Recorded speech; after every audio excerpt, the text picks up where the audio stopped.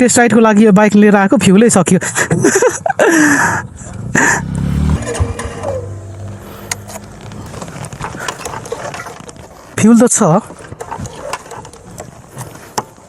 fuel त छ start चाहिँ किन भएन कस्तो इजी क्या यो पिकअप पनि खै पिकअप त होइन तर भाइब्रेसनै छैन कि लुकिङ ग्लासको चाहिँ डिजाइन त्यति राम्रो होइन है तर कति हल्का के आमा कटाउनु पनि कस्तो दामी पुरा काटिने क्या यसको ह्यान्डल सानो ठाउँबाट पनि काट्न मिल्ने क्या मेरो बाइक चलाएर यो त कति सजिलो लाग्यो क्या गियर इन्डिकेटर पनि रहेछ यसमा यो फ्युल लो हुँदाखेरि चाहिँ यस्तो देखाउँदो रहेछ होइन रातो देखाइरहेछ फ्युलमा कर्नरिङहरू काट्न कस्तो हल्का यार कति हल्का हुँदो रहेछ यो बाइक त कति स्मुथ के कटाउन कस्तो छ इजी छ त यार कटाउन पनि के कस्तो कति इजी के आम्मामामामा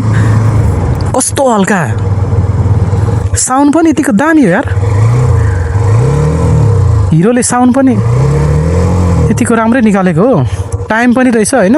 125 सीसी भएर पनि यसमा भाइब्रेसन छैन क्या कस्तो दामी के आरपिएम बढेको साउन्ड चाहिँ आउने तर भाइब्रेसन छैन क्या कस्तो के यो बस्नलाई पनि होइन सिट हाइटदेखि लिएर ह्यान्डलको हाइटहरू कस्तो दामी मिलेको के यसको एस्कुलेटर पनि हल्कै छ क्लच चाहिँ होइन त्यो अर्को बजाजको तुलनामा अलिकति क्लच चाहिँ हार्ड छ है साउन्ड ओभरअल यतिको राम्रो हो चलाउन चाहिँ यति इजी छ यो बाइक चलाउन ब्रेक कस्तो छ चेक गरौँ ल ब्रेक चाहिँ ठिकै छ होइन अगाडिको एबिएस हो टर्क चेक गरौँ ल टर्क पनि बबाल छ यार टर्क बबाल छ इनिसियल पनि राम्रै छ पिकअप पनि ठिकै छ तर लोड चाहिँ बिस्तारै लिँदो रहेछ साउन्ड पनि ठिकै छ है ओभरअल सबै कुरा चाहिँ मलाई